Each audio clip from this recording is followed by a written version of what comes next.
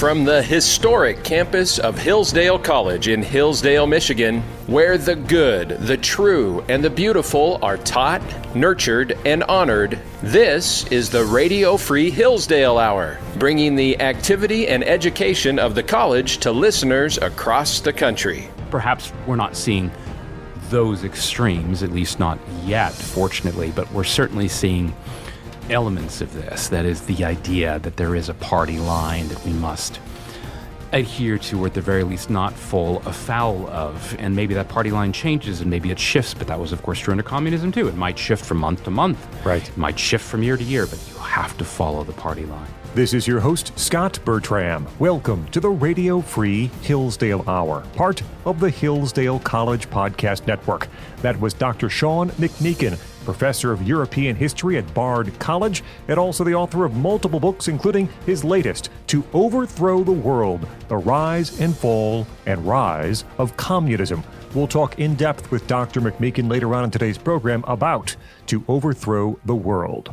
First, we're joined by Matt Mehan. He is Associate Dean and Assistant Professor of Government at Hillsdale College's Van Andel School of Government in Washington, D.C.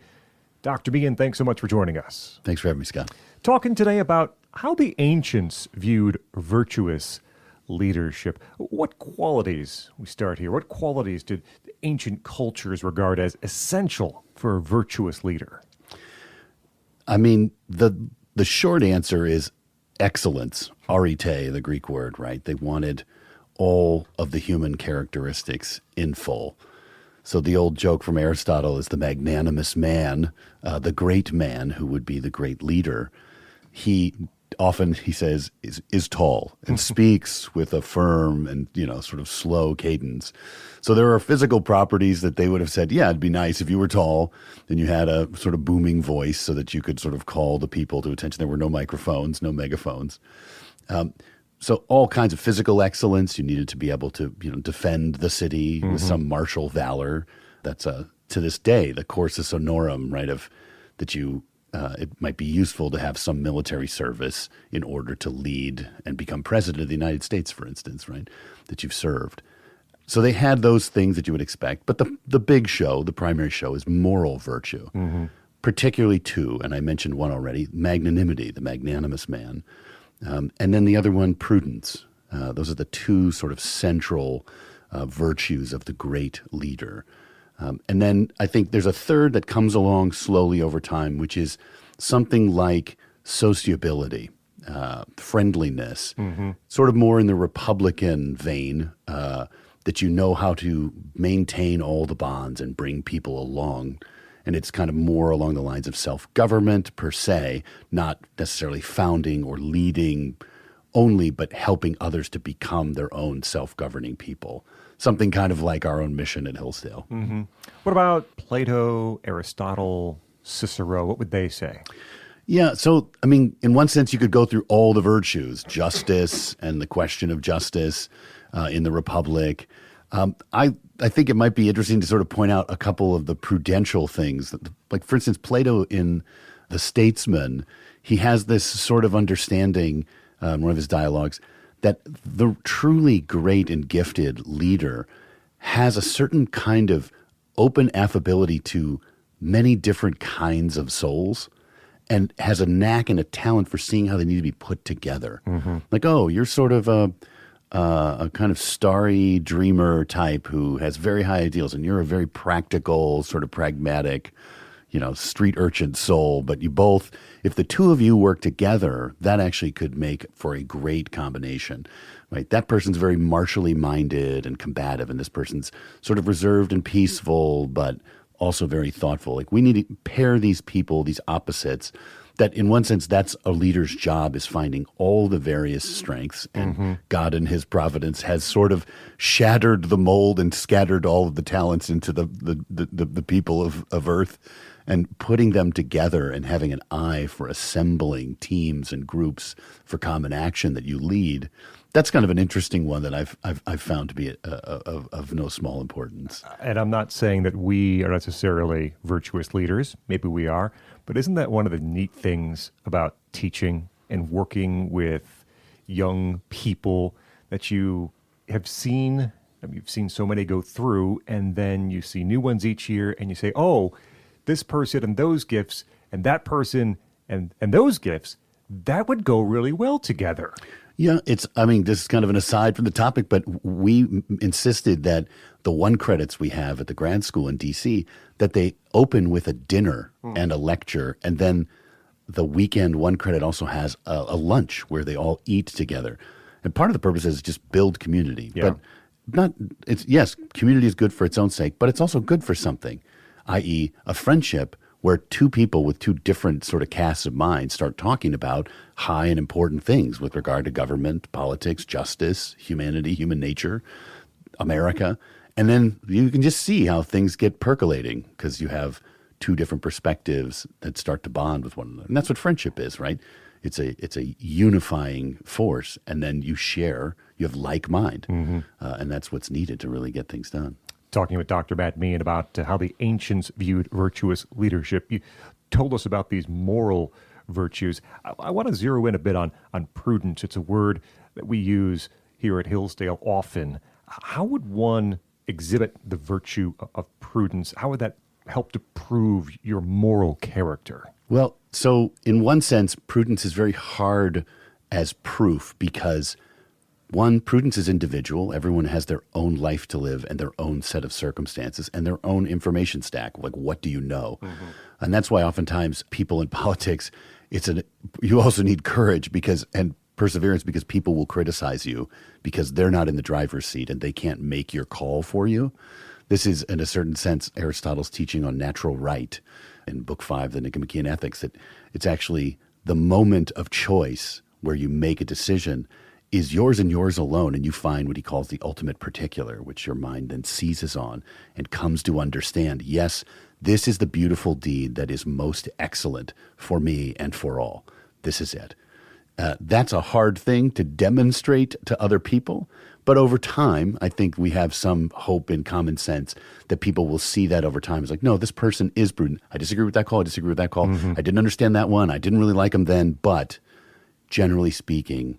And so the prudence is the hardest test case because it takes the most time to play out, sometimes after their death. Yeah. Right. And but justice is a little easier, giving to each their due and doing no harm, right? The 2 sort of principal parts of the virtue of justice in Plato and Aristotle's reckoning.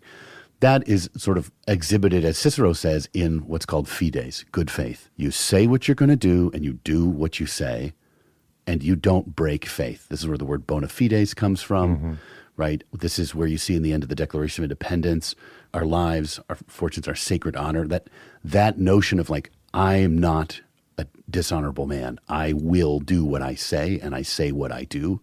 That sort of unchangeable firmness, right? It doesn't mean you're not flexibly prudent if the circumstances change, but it does mean that everyone trusts you and knows that you will do the good. And that's how you demonstrate it, I think, is through fides. In the time of the ancients, how would one go about acquiring these virtues? So in acquisition, obviously, you have to practice it, right? I stepped over it too quickly, but for prudence, you have to have experience, right? That is, the old joke. We like to joke with our students like, well, Aristotle says young people can't be prudent, right? You just can't be. It takes time, right? You have to gain some experience.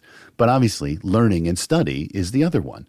And there's no greater place to study prudence in action than in history and in literature. And obviously you need the philosophical background as well. But through experience and through the study of other people's trials and errors, the tragedy and comedy of real life, that's history, and the tragedy and comedy of sort of heightened examples, that's poetry, or at least drama.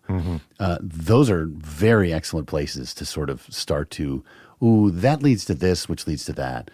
And so in one sense, you're constantly trying to have a goal in mind, which is providence, lowercase p.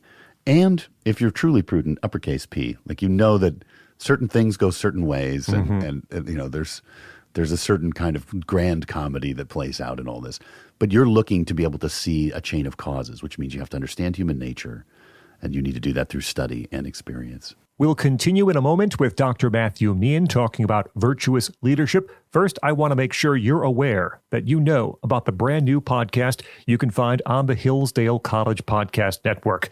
It's Liberty and Learning with Mark Levin and Larry Arnn. Yes, the nationally syndicated radio host and best-selling author Mark Levin teams with Hillsdale College President Larry Arnn for a new series that dives deep into the founding principles of the United States as Americans face both crisis and opportunity. Mark and Dr. Arnn are longtime friends.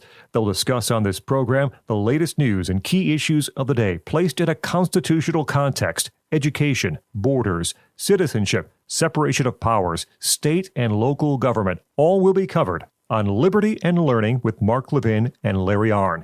And you can find the new show at the Hillsdale College Podcast Network, podcast.hillsdale.edu. Click on Liberty and Learning with Mark Levin and Larry Arnn.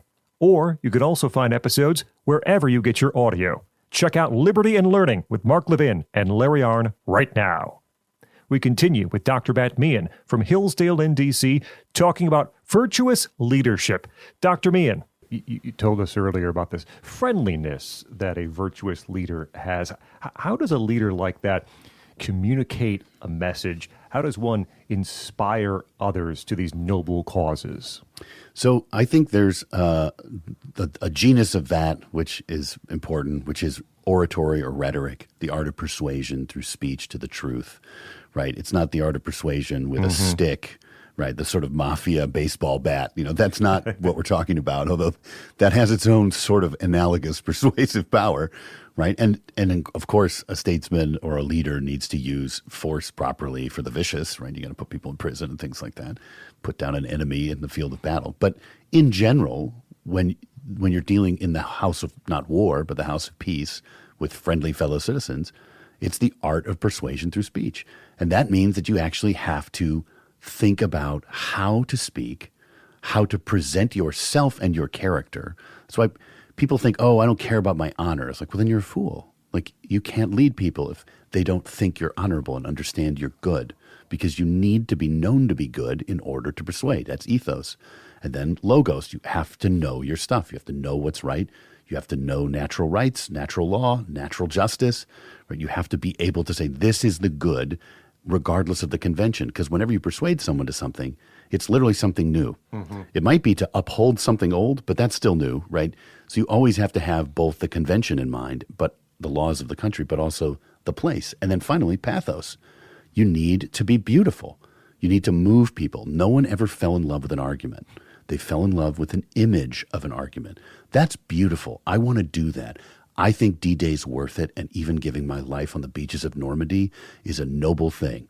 Like, the arguments have to be there. It has to be true, but then it has to be, yes, I love it, and I love you, and I'm doing this with you. And those are, I think, really important sort of aspects of a free people, because otherwise you treat everyone like slaves. They're just afraid of you, and they're afraid of the stick. And then the species I would just offer is, it's just one of many, but it gets overlooked, is wit. Funny, to be funny, right? Like, there's a group of scholars, we like to refer to it as Republican wit, because it's actually a great way to bring someone too high down low, right? It can be overused, obviously, and you tear down something you shouldn't. But it can also, people get angry, there's disagreement, and then you can defang disagreement with a little humor. And it also just wins goodwill. If someone knows how to tell a good joke, people are more affably disposed to them. Yes. And that's a first step towards getting someone to do something with you that's worthwhile. Why do you think that perhaps many potential virtuous leaders struggle with rhetoric? We hear so often about a fear of public speaking. I don't want to talk in front of these people. I don't want to ask them to do something. Why do so many potential virtuous leaders struggle with that? Yeah, I saw some data where they said, the top fear of middle schoolers is changing. It's now climate change. But number two is still public speaking. Yeah. So, yeah, I think part of it is simply this. We just do not do it anymore as an educational project. It is not, that's changing. Frankly, our K-12, focus here at Hillsdale with all of our charter schools and our K-12 schools, there's a hefty rhetorical and public speaking component. And that's what a lot of the classical and liberal arts sort of renaissance in education that, we're here leading and others, that's a great sign.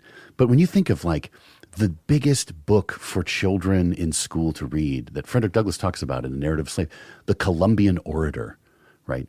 It's a book full of Ciceronian rhetoric, but diffused into a story here, a poem there, a speech, an argument, a debate between a master and a slave where the slave convinces the master to let him free. Awesome stuff, right? But that's sort of just like in the bloodstream that, of course, public oratory and public speaking is just the coin of the realm. We need to get back to that. And I think in the 20th century, we decided that the only thing, and it was an important one, and we had to do it, right? The only thing is, can you put a rocket up the fuselage of somebody else's really powerful machines, right? The sort of space race, Sputnik, Cold War, so calculus got in we beefed up STEM.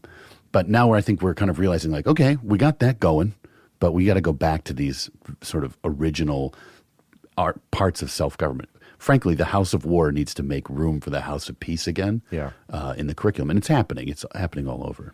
Talking with Dr. Matt Mehan about how the ancients viewed virtuous leadership. I was going to ask this one way, but I'm going to flip it around, actually. How should we know that perhaps we're following a non-virtuous leader? What are the signs or signals that perhaps it's a false leadership?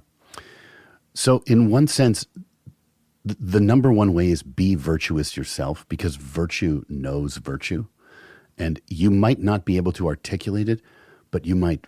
There's a famous line in The Lord of the Rings where Frodo meets Strider, who's all dirty and scruffy from the wilderness. He says, if you were one of the enemy, you would look fairer but feel fouler. But as you are, you look foul but feel fair.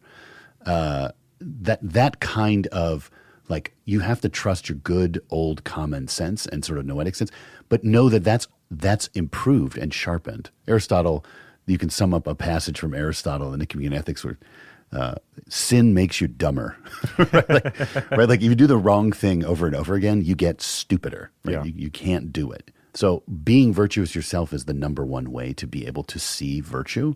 That's the basic thing. But then in terms of telltale signs, the one I mentioned earlier is, do they say and do the same things? That's the number one. And you can see it actually. We still have a very common sense political process where that guy said he was in the army and did this in war, and he did not. That guy said this and did not. Right? And everyone's trying to sort of find a way to torque the opponent into that position. But being discerning about that, even in someone's argument, sometimes you hear a politician or a leader say one thing that sounds wonderful and another thing that sounds wonderful, but the two are absolutely, paradoxically, not going to work together. And you're like, okay, now I'm being sold a bill of goods, right? So I think attention to fides generally is another important one. But there's plenty more to say about that.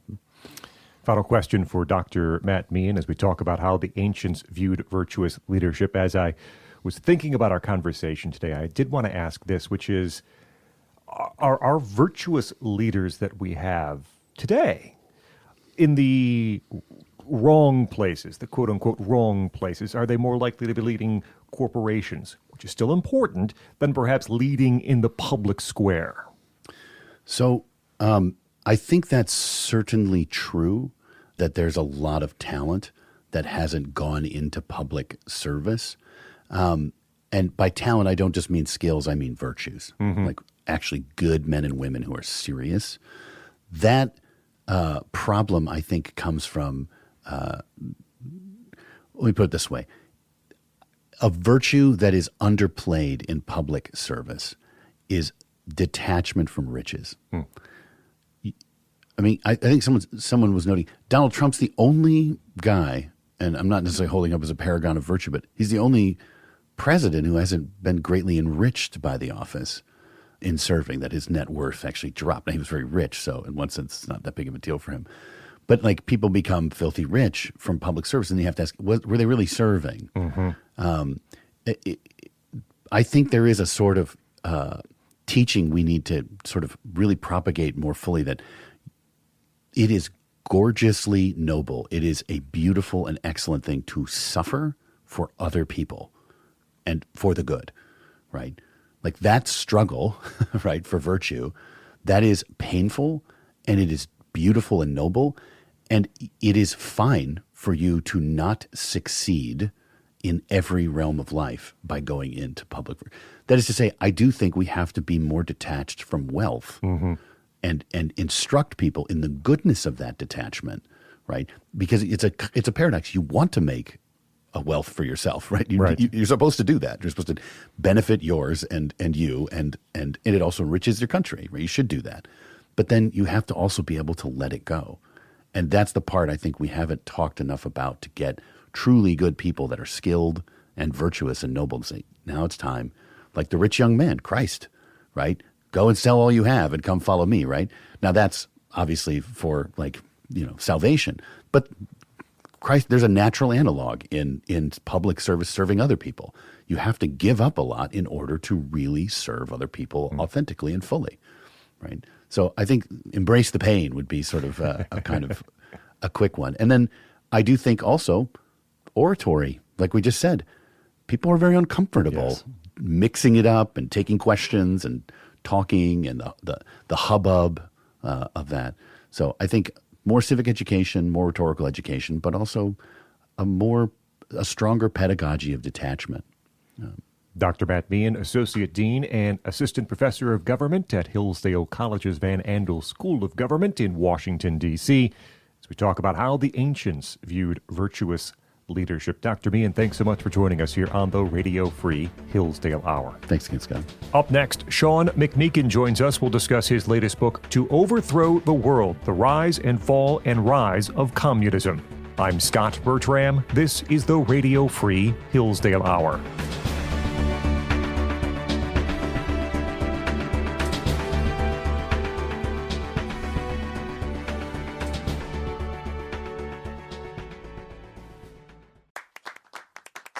Hillsdale College is a small, Christian, classical liberal arts college that operates independently of government funding, and we want you or your son or daughter to apply.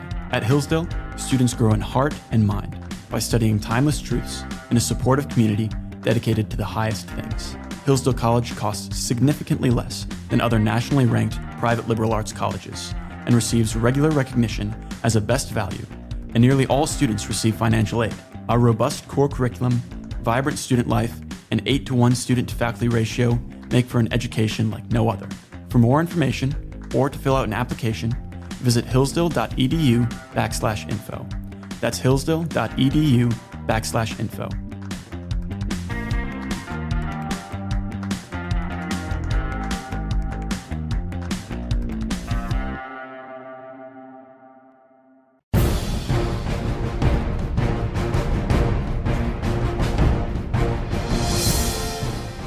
Welcome back to the Radio Free Hillsdale Hour. I'm Scot Bertram. Be sure to join us on Facebook. Search for the Radio Free Hillsdale Hour. We're joined by Dr. Sean McMeekin. He is Francis Flournoy, Professor of European History at Bard College, also the author of several books, Stalin's War, The Russia Revolution, and the latest one, To Overthrow the World, The Rise and Fall and Rise of Communism. Dr. McMeekin, thanks so much for joining us. Well, thank you, Scott. Thanks for having me. It's a great pleasure to be here. We are going to try to take people on a bit of a journey through your book. We can't get them to hear everything. That's why they can purchase To Overthrow the World. But we have a start point, maybe an end point, a few stops in between. Let's start here. A question that you pose early in To Overthrow the World. How were philosophers going to change the world? And why was Marx the man to do it? Well, that's a great question. Most philosophers, I don't think, set out to change the world. They traditionally do set out to try to understand it, and Marx himself understood this, and I guess effectively he was trying to rebuke them.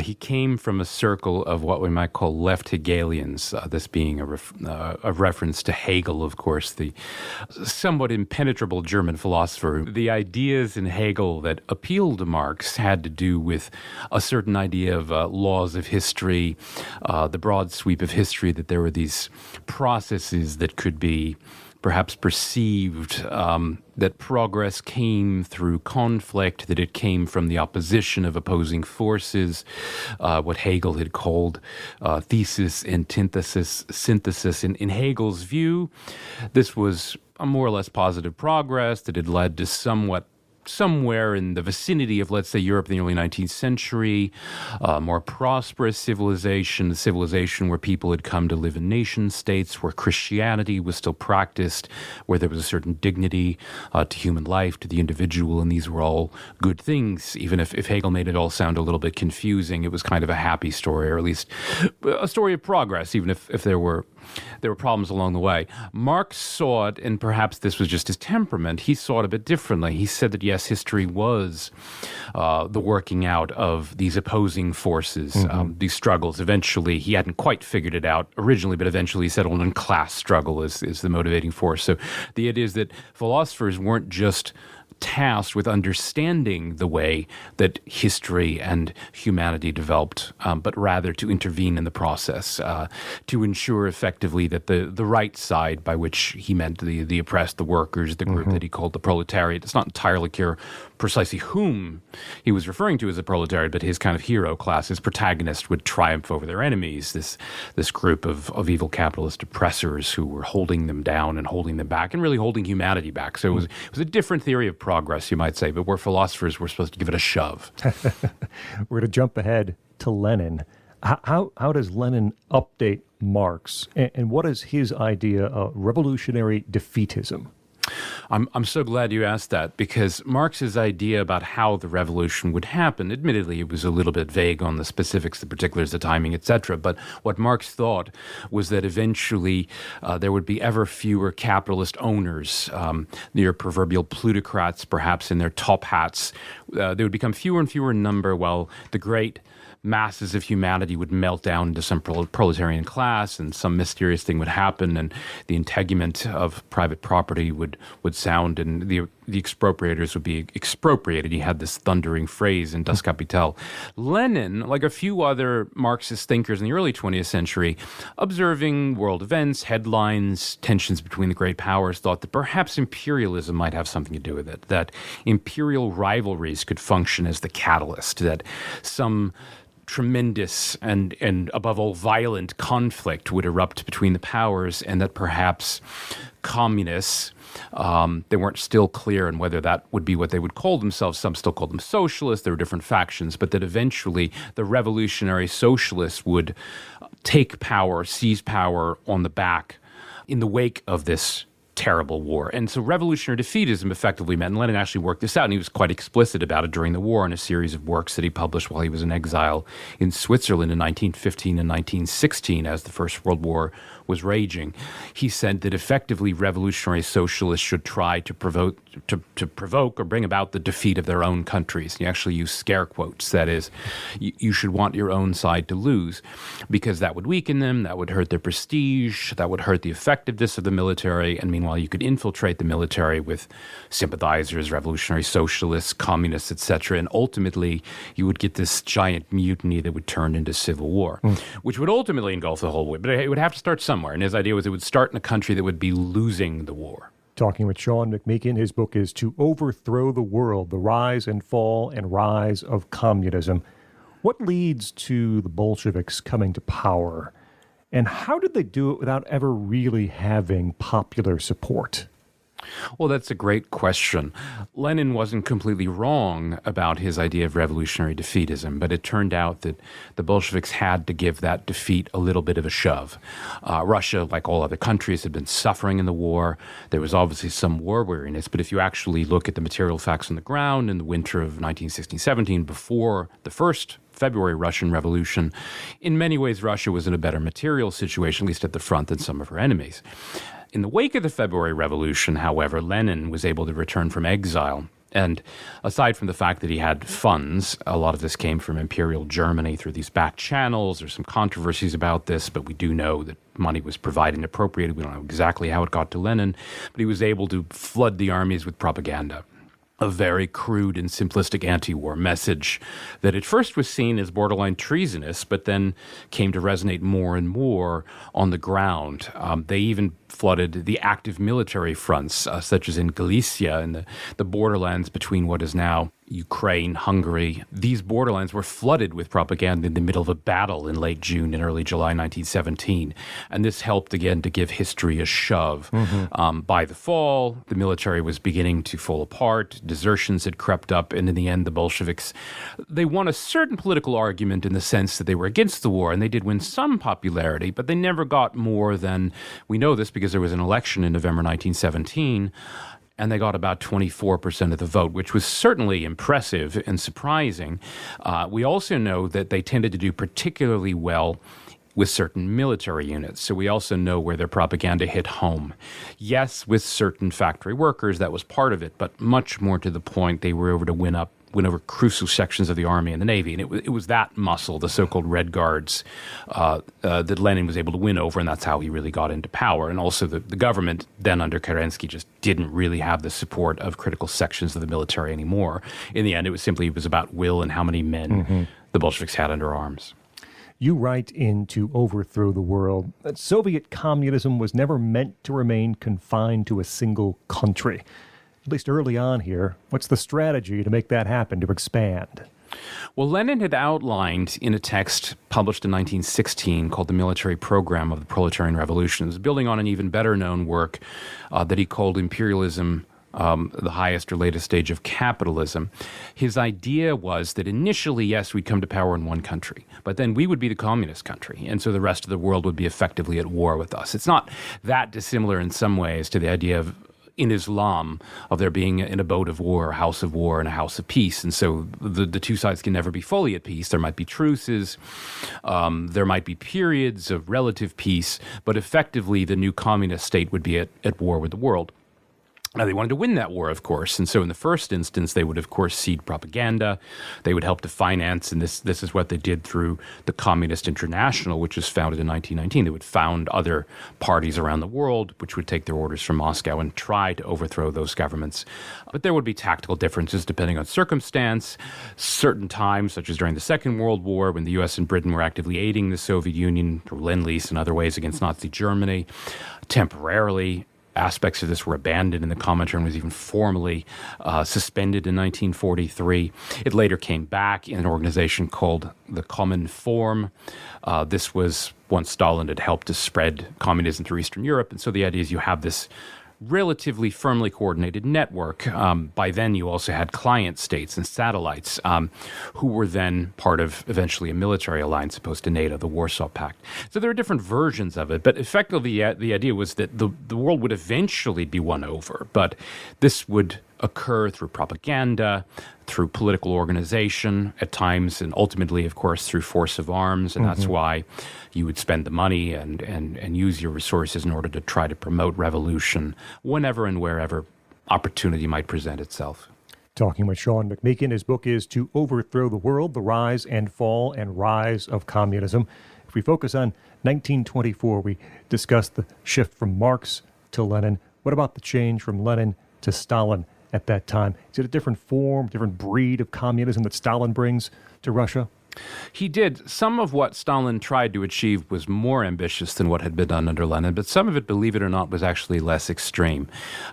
In the early days of what was later called retroactively war communism, the communists, and this is in Lenin's time, had actually tried to abolish even money, so that you didn't even have moneyed transactions for simple things, everything from getting on a tram or a train to buying food at the store. It was all supposed to be done through state planning, rations, controls, etc. Under Stalin, curiously enough, they did allow money. They even allowed certain differentiation, higher salaries for managers, engineers, and so on. But they tried harder to carry out the full-on Marxist vision, maximalist socialism or communism, a lot of which actually went right back to Marx's own Manifesto of the Communist Party from 1848, when they talked about industrial armies in the countryside and the idea of mobilizing labor, effectively slave labor. Marx had a slightly different phrase. He talked about the equal liability of all to labor. forced labor was actually enshrined in Soviet law, the idea that all were effectively forced to work or could be forced to work. And you saw a lot of that under Stalin with the forced construction of public works projects, even the Moscow metro. The Gulag network, as we now call it, of the forced labor camps was a huge part of the Soviet economy under Stalin, as were the five-year plans with these hugely ambitious targets for everything from steel to tanks to tractors. You saw versions of this, particularly under Chinese communism, which in some ways were equally or even more ambitious than under Stalin. They called it walking on two legs, that this was in the Great Leap Forward under Mao. Again, very much copying or almost aping the earlier Soviet practice, the idea that you would both forcibly collectivize agriculture under the control of the state while simultaneously having a mass industrialization campaign, even to the point of having people smelt their kitchen utensils and backyard furnaces into steel, which is quite absurd, but they actually tried to do that on a massive scale. A lot of those practices were directly derived from Soviet practice. In fact, by then the Soviets had somewhat abandoned some of them. Khrushchev actually chided Mao for some of this and even said, I can't believe you made the same stupid mistakes that we did, with, in the end, even greater casualty figures. Most people actually agree now that the Great Leap Forward was probably the most murderous event in the history of communism, with upwards of 40 or 45 million excess deaths, depending on quite how you define that, deaths above the normal background noise of people simply dying in an ordinary year. So things did change under Stalin, and then you actually saw this emerge as well under Mao. Perhaps not the full-on abolition of money and the full-on planning of everything, but aspirationally, they were trying to erect state control of everything from agriculture to industry to manufacturing. That was always the ultimate goal of communists, even though in the end, they would usually realize that it wasn't quite possible to achieve, certainly wasn't practical, and it certainly wasn't humane. World War II is covered in the book. We're going to skip through that at this point and get past World War II. I wanted to ask, as we discussed earlier briefly, about how the strategy was for communism to not remain only to a single country. Post-World War II, Eastern Europe, how is Eastern Europe communized in that time? Well, in some countries, it was quite simple. It was simply imposed by Soviet troops. There was very little pretense. And East Germany, for example, was eventually just a Soviet occupation zone, is literally what it was called for its first half-decade. Poland was under a rather heavy and quite onerous Soviet military occupation involving also security forces, security troops, and so on. In other countries, it was a bit more subtle. Czechoslovakia, at least there was tolerance for an ostensibly non-communist government under Masaryk and Beneš until about 1947, 1948. I think what people miss in the story of Czechoslovakia as something like an exception to the rule is that the reason Stalin was able to tolerate non-communists at the head of a government was only so long as they carried out communist policies. And these policies were actually quite extreme in Czechoslovakia. A lot of them targeted the German minority, the so-called Beneš decrees. They didn't just expropriate and expel, in the end, maybe 2.5 million Germans. There was also talk of property seizures of enemies of the state. These were communist policies that simply happened to be signed off on by non-communist figures. This is kind of what they meant by people's democracy. It was something of a fig leaf for communist rule. Other countries, such as Yugoslavia, were sometimes seen as an exception because Tito allegedly was his own man.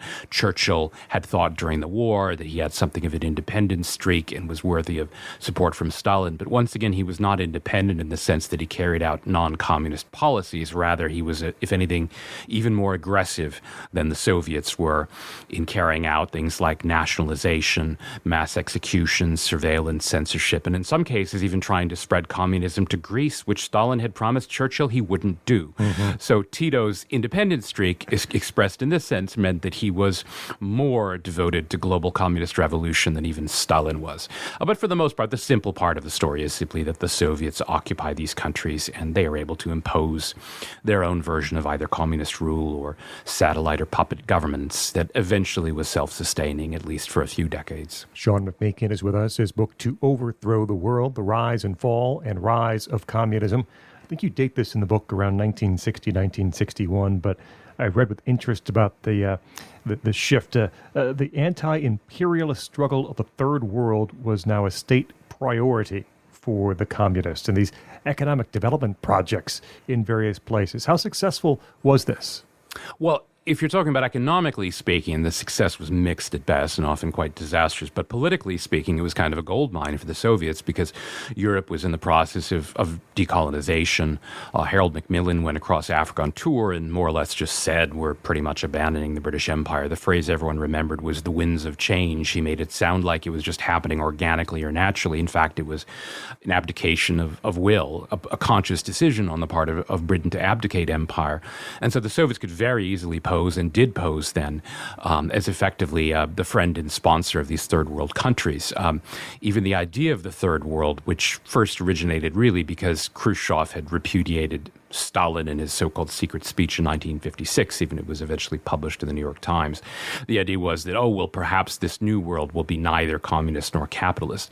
But in practice, even the so-called non-aligned countries, as they were called in the Cold War, tended to actually be Soviet-aligned. Mm-hmm. A great and perhaps somewhat amusing example of this is Castro's Cuba, which everyone knows was a communist country and a satellite of the Soviets, propped up by as much as $5 billion a year in Soviet subsidies right up until the collapse of communism in the late 80s and early 90s. Except that, in fact, it was officially a non-aligned country. Now, for countries who wanted to join the Soviet sphere, there were many advantages. They would obviously get Soviet investment, certain infrastructure projects, and even just statist control of the economy. In many countries of Africa, Latin America, and Asia appealed to aspiring despots and dictators. It was a kind of a formula for self-enrichment and control of the economy and kickbacks, bribes, and so on. So in the political sense, it was actually quite successful, and the Soviets made great inroads in the 60s and 70s. I have a map in the book showing that perhaps the peak of communist direct rule occurs by the mid-1970s after the fall of countries like Ethiopia and Angola and Mozambique into the formal communist sphere or the Soviet sphere, where it really did look like, and this is a phrase that I cite in the book, that the world was moving in our direction, the world was going our way, as it's sometimes translated, that things were actually moving in the Soviet direction by the 1970s. It's a stark map in the book, right? You start adding up the land and the color, and like this is as you say, probably peak communism at that particular point. Cambodia. There's a section on Cambodia in To Overthrow the World. What was so singular about Cambodia? Why was it so all-encompassing? And explain briefly, if you can, about the year zero ambition. Sure. Well, so what happens under the Khmer Rouge in Cambodia between 1975 and 1979 is in some ways the reductio ad absurdum, you might say, of communism, where there wasn't even really left much of this ambition to, say, Mao and Stalin might have talked about industrialization and, we will beat the Americans and we will smelt more steel with them and we will produce more milk and all of the rest of it. Rather, it was a reduction to essentials, that people would be effectively reduced to animals, even sometimes compared to oxen, who were preferable to humans because they didn't complain, because they would simply graze and then work, and they wouldn't fraternize or have unauthorized conversations as the husbands and wives would sometimes do shortly before they would be executed or put to death by the Khmer Rouge. Now, as far as its origins, you can very easily trace it not just to some of the doctrines that the leaders of the Khmer Rouge had studied first in Paris, but also specifically to China and the Great Proletarian Cultural Revolution Mao launched in 1966. And even just literally in the sense of Chinese sponsorship, we know that nearly all of the direct foreign aid and nearly all of the trade and nearly all of the supplies which helped to keep this frankly hideous, murderous government in power for nearly 4 years came by way of communist China, and literally most of them came in by way of China, and they'd, of course, observed Mao's Red Guards during this so-called Cultural Revolution. The really distinguishing feature of both the Red Guards and the Khmer Rouge was that they would put these lethal arms in the hands of teenagers, and even in some cases preteens, as young as 13, 14, even 12. The scenes when they came into Phnom Penh, according to some journalists, some of them were so small that they weren't even as tall as their weapons, which they could barely carry, but somehow they'd given them just enough training that they could come in and terrorize the city. The year zero meant literally just that they were going to erase all modern, materialistic, capitalist, urban, Western civilization. So they emptied the city of people. They emptied it virtually to a man, woman, and child. And they frog marched them all out of the city, including famously some who were still attached to either respirators or they were attached to blood banks, and they're out there in the streets in the humidity. I mean, it's such horrible stories that we hear about. And in the end, the numbers, I mean, even the communist government, which took power after the fall of the Khmer Rouge, they actually may have even overestimated the casualties, but they were talking about as high as 30 or 40% of the population that were either killed or starved to death in the span of just several years.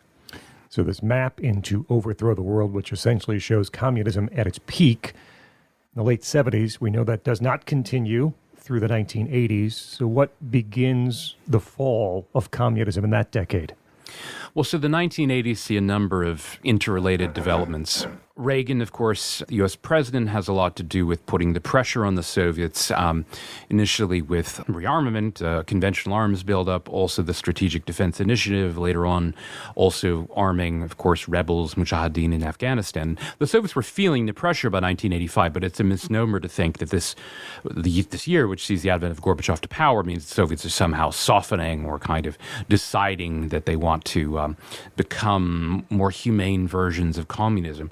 What perestroika, which was later quite famous in the West, in part because Gorbachev developed this kind of popular following, what perestroika was actually about, when we examined the Soviet documents, those we've been able to see at least, it was about an arms buildup. It was effectively trying to counter the Americans. It did, in some sense, bankrupt the Soviets.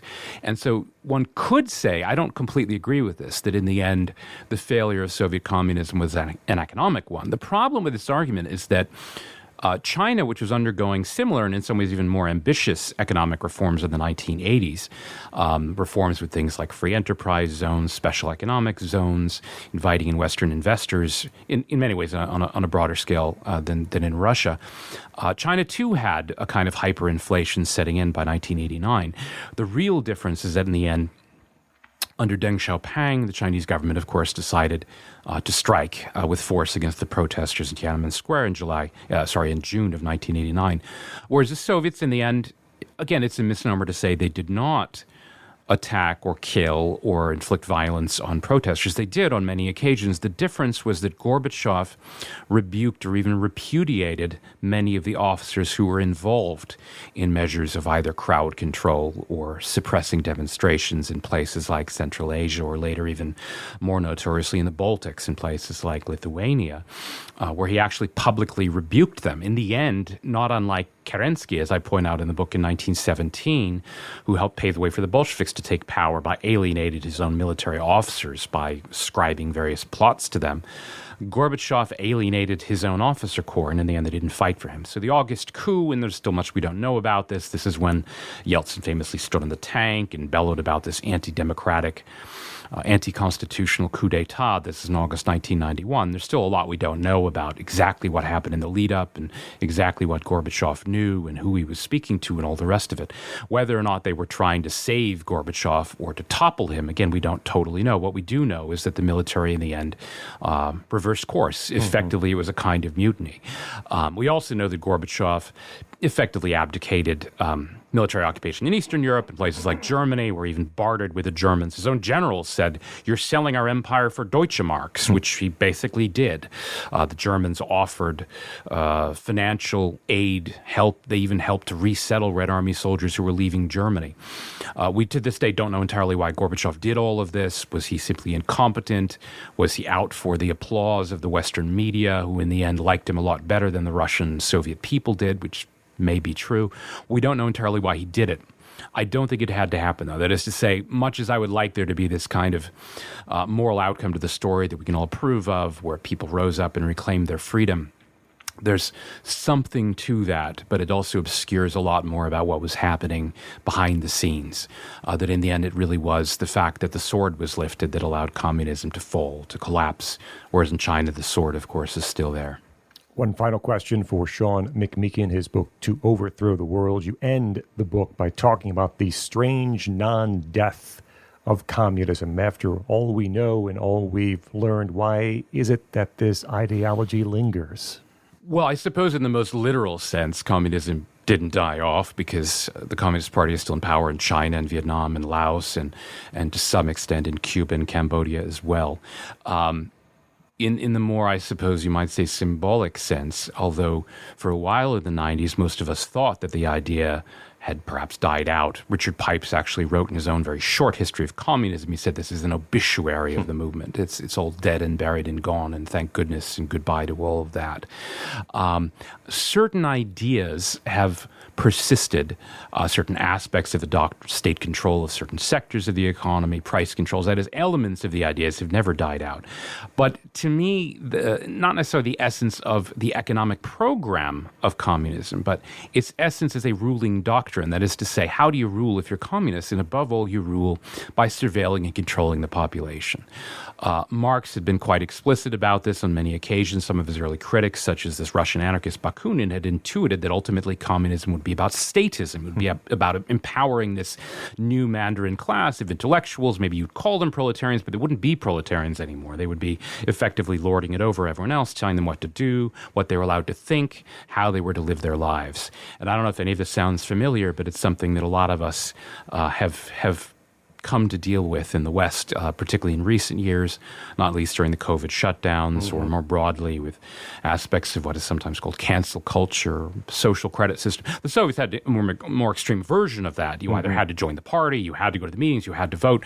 Perhaps we're not seeing those extremes, at least not yet, fortunately, but we're certainly seeing elements of this. That is, the idea that there is a party line that we must adhere to, or at the very least not fall afoul of. And maybe that party line changes and maybe it shifts, but that was, of course, true under communism too. It might shift from month to month. Right. It might shift from year to year, but you have to follow the party line. Dr. Sean McMeekin is Francis Flournoy Professor of European History at Bard College and also author of the recent book, To Overthrow the World, The Rise and Fall and Rise of Communism. Dr. McMeekin, thanks so much for joining us here on the Radio Free Hillsdale Hour. Thank you for having me, Scott. That will wrap up this edition of the Radio Free Hillsdale Hour. Our thanks to Dr. Matt Mehan from Hillsdale in D.C. and Sean McMeekin, author of To Overthrow the World. The Radio Free Hillsdale Hour is recorded at the studios of WRFH, the student-run radio station at Hillsdale College. Remember, you can hear new episodes every week on this station. You also can find extended versions of some of our interviews or listen anytime to the podcast. Find it at podcast.hillsdale.edu or wherever you get your audio. Until next week, I'm Scot Bertram, and this has been the Radio Free Hillsdale Hour.